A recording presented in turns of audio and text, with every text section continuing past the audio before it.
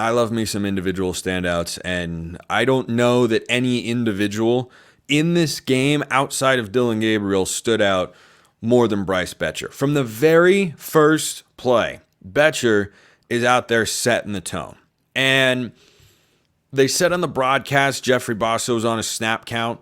That looked to be the case, and they highlighted Brock Heward, Jason Benetti with Allison Williams on the sideline. That is chef's kiss of broadcast crews, and shall we say the overall production value was better than what was on Peacock last week. I think we all agree on that note, and we agree that Bryce Boettcher is awesome. He is one of, I believe, the 5 leading tacklers in all of college football right now. He had 11 tackles, only ducking double figures this past week against the Beavs. 2 pass breakups. I thought he had the interception on the first play. I was frankly surprised that he didn't, because that's got to be right in his wheelhouse. Tracking a ball into your hands. I think the Gold Glove center fielder is usually pretty good at that. But he's just everywhere. I mean, he is playing. Dan Lanning said after the game that he wishes he had 11 Bryce Boettchers. I wish Oregon had 22. I mean, the way that he plays with his hair on fire, relentless pursuit, constant effort, high motor. He is a tone setter. He is a leader out there, which he needs to be when Jeff Bassa is not able to be there. Bassa is the captain of that defense, but if he can't be out there all the time, you got to have somebody to turn to set the tone. Bryce Boettcher and Devin Jackson as well. Jackson had a really good game, but Boettcher's leading the way. He looks like the most important Oregon defensive player through the first couple of games. PFF has given him all sorts of love with his grades through 3 games this season, and rightfully so. He has been utterly phenomenal, and he's just fun to watch. He's fun to watch. I think him being a 2-sport athlete makes him even more exciting for Duck fans to just see him, playing his final college football season, knowing he's going to go pro in something other than sports, but really it's just a different sport, of course. I think he's just phenomenal. I think he's becoming a fan favorite really quickly. And there's something authentically pure and kind of old school about Boettcher. Not just that he plays 2 sports or that he stuck around with Oregon for the last several years, but he's not going to the NFL. He's not, however much NIL money he's getting, if any, not one of the more lucrative deals on the team. You know why he's there? He loves playing football. He just likes to hit guys and go out there and make plays and fight with his boys every week. And boy, is he doing a heck of a job. But he's not going on to the NFL because he doesn't have those sorts of NFL traits, and that's okay because he can be a great baseball player. But this is one of the better 2-way athletes that I think Oregon has had in recent memory. I mean, what can't he do? On the baseball field, led Oregon to back-to-back super regionals, was a bigger part of this year's team than the previous year. But man, that guy is just a football machine, and I love watching him play. 11 tackles, 2 pass breakups.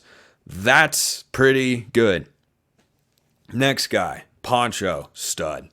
I mean, Poncho's had a slow start to the year. He'd been shuffled around, right guard, center. I don't know if he took any snaps at left guard, but he was not doing well through the first couple of weeks. His PFF grades reflected that, and I think when you just watch the games, a lot of people along the offensive line had struggled. But Poncho in particular was not living up to the standard that he set for himself last year when he was Oregon's 6th offensive lineman most of the season. He really did on Saturday. No snap issues. I believe there was only 1 penalty on the entire offensive line. Somebody can check me on that, but there were 3 penalties against Oregon. One was the roughing the passer. One was a hold. I forget who it was on. And then there was one more. And you got to give the center a lot of credit. When Oregon fans, fairly so, were attributing plenty of blame to the center, the offensive line position, you got to give credit when the offensive line gets cleaned up because the protection schemes were there, the penalties were down, the run games were there. He turned so many guys. If you go watch the running plays that Oregon, had so much success with, over 7 yards a carry, I think it was 7.5 to be specific, on Saturday, which is an outstanding number. You look at the number of times that Poncho's snapping the ball back and just turning whoever's in front of him and creating a lane for Jordan James, Noah Whittington to run through. phenomenal. Absolutely phenomenal game. The offensive line as a whole, probably the biggest reason that Oregon had the best game of the year offensively by a long shot and just looked so much better. But Poncho was at the middle of that. And speaking of the middle, a couple of defensive linemen to shout out. Tatum Tuioti, yeah, I mean, he's a menace. He is an absolute menace. I forgot to jot down his stats, so I'm going to pull him up real quick. But he is so disruptive and active. I feel like every snap he's on the field, I notice. He is the second leading tackler for the Ducks. He had 7 tackles, 4 solo, 1 sack, and then 1 other TFL. Because in college football, if you get a sack, it counts as a TFL as well, which is so stupid and so annoying. The whole point of the tackles for loss stat is to identify when a play is made behind the line of scrimmage that's not on the quarterback. So why would you lump them together? I don't know. NCAA, please fix it. And about 7,000 other issues. Stop ejecting kids for targeting. And stop. And fix the roughing the passer penalty. If it's not targeting, then it's not roughing the passer. So anyway, back to Tatum Tuioti. Monster. I mean, an absolute monster. Second leading tackler, a sack and a TFL. I think he is really blossoming in that sophomore season that I talked about in the summer. You know, between him and Purchase and Mateo, you felt like at least one of those guys was going to really pop, and Tuioti has just been phenomenal. Just absolutely phenomenal. So he's definitely one of my individual standouts. And then the other guy along the defensive line, DJ Harmon is so awesome. You talk about instant impact as a transfer. You talk about living up to the hype that shows like this one set for him in the offseason. He has generated, I believe, more quarterback pressures than anybody in all of college football. I don't think his box score is blowing anybody away. 4 total tackles and 2 solo. But anytime you see Oregon moving the line of scrimmage, number 55 is generally speaking at the center of it. And Giovanni McCoy was pressured a lot in the second half of that game, and the run game wasn't there. And Big 55, I feel like he wins 80% of his reps along the defensive line in games, which is a crazy number. Now, I don't know if it's actually that high. I'm being hyperbolic, but he's just been every single game. I feel like he is just dominating up front. He looks like he's ready for the NFL is how he looks to me. So loved watching those two guys just be active up there. Defensive line, I think, has been fantastic. Last guy, and I had a couple people send me notes to talk about him, was Dante Manning. So Dante Manning had 2 pass breakups. He also, I believe, registered, wait for it, he did register the 1 tackle as well. I thought it was 2, but a couple of pass breakups. The secondary has been magnificent. And Dante Manning, each of the last 2 years, has balled out against Oregon State. And he is, I believe, the longest tenured Duck on the roster.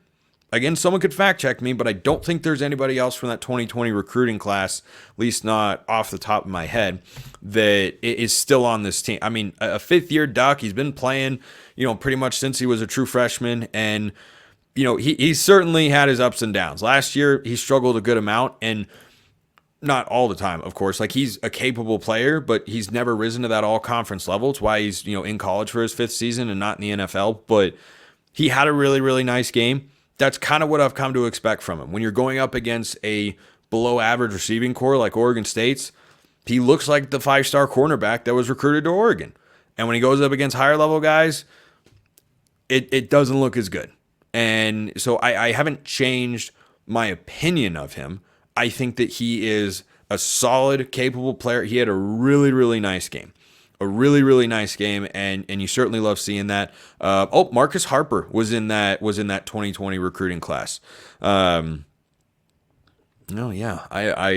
forgot. I thought Harper was 21. No.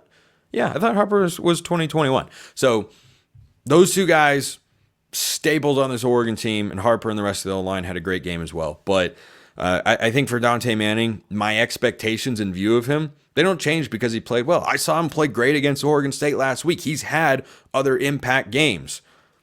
For me to feel confident in, his ability to cover like Jeremiah Smith, for instance, on Ohio State, I'd have to see him do it first. Because every time he gets matched up with, an NFL caliber wideout, he has not been able to go toe to toe. And look, it's asking a lot when you go up against guys like that, but that's what he was originally recruited to Oregon for. But love to see him have a great game. He was fantastic, and he looks to have settled in as Oregon's number 2 corner. I love Monday. I love reaction shows. I love anything having to do with the game. Let me know your thoughts, comments, questions, concerns, statements of outrage, all that sort of stuff. Thanks for making this your first listen. Go make Locked On College Football your second, or view if you're watching on YouTube.